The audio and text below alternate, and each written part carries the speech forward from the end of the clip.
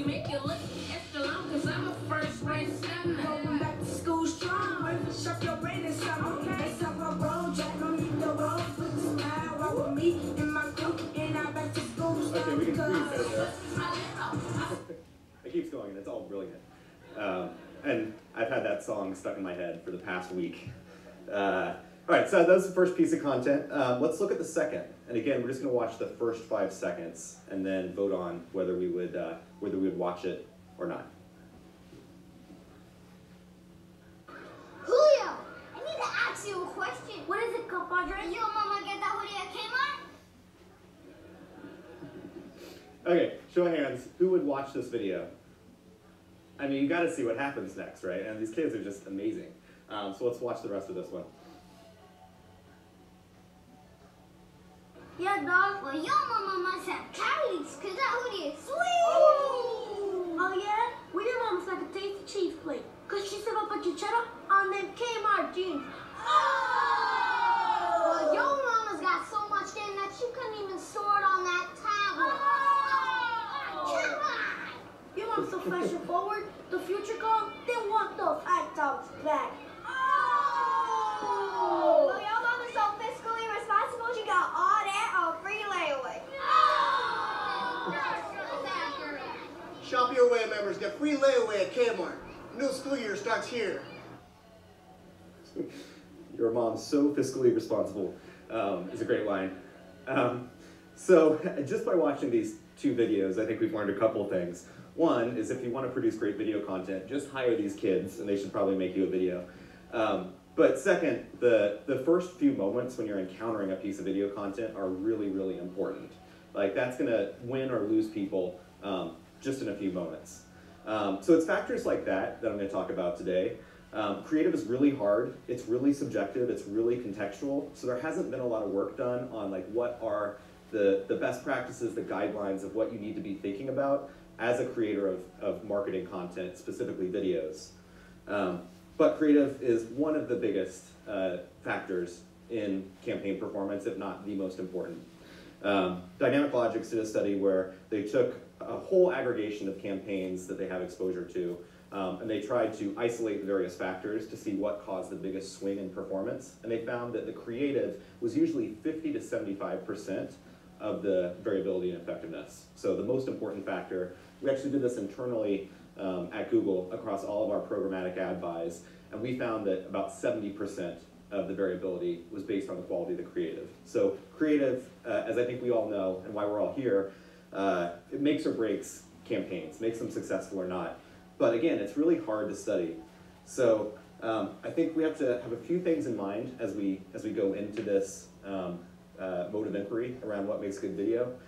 First is context matters a lot, right? Because people consume video differently on YouTube than they do TV. And for this purpose, I'm only going to be talking about YouTube and the research we've done on our platform. But what we know is that TV tends to be more of a what you might call a lean back medium. So people turn on what they want to watch, and then they, TV can take its time capturing our attention.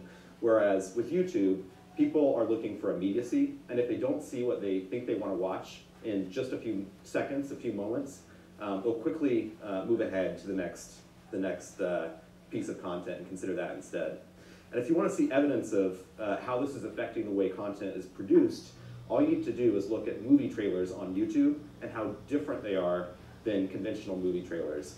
So typically, if you're doing a movie trailer, you follow really the classic storytelling arc. So you set it up, you introduce the characters, the location, start to give an idea of what the story is going to be about. You build the tension, you have those dramatic lines of dialogue or climactic moments, and you build until the eventual climax, and then it cuts off and you have to go see the movie if you want to see what happens next.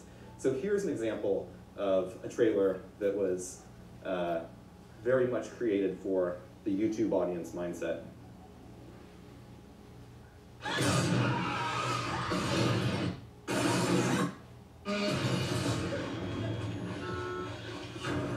focused on being prepared.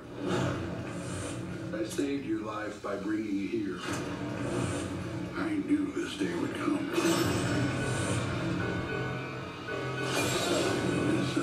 out there. Something's coming. So that was intense.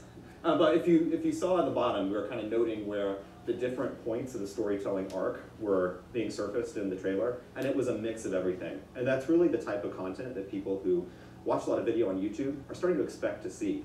It's really intense, the flow is really fast. That's one example of content that was very effective on a platform like YouTube. So we go ahead to the next slide.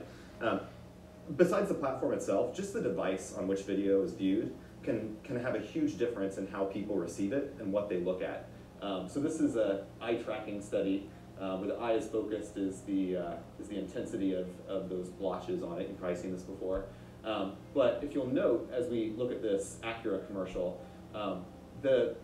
where the eye lands tends to be a lot more focused on a larger screen, on a TV. Whereas it tends to be all over the place on mobile, just because your eyes can move so easily. And what we find is that like the wide sweeping cinematic shots that have a lot of impact on a large screen don't really have as much impact and don't attract the eye as much on a smaller screen.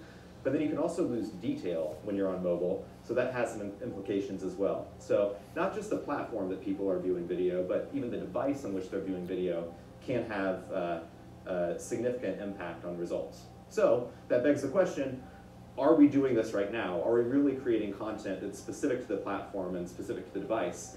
And the answer is not really. So when we looked at campaigns across 2016, only about 38% had a coordinated creative strategy, which is to say that the creative across all of their channels had the same theme, the same topic, it was planned together, as well as creative customized for the platform. So if they were doing YouTube, they cut the video differently, or they somehow made it different so that it would work better and be more effective on that particular platform. So I think there's still a lot of room to grow here, and that's good because it means our campaigns can be more effective. So what I'm going to talk about today is how to make your content shine by understanding the YouTube context, what's unique about YouTube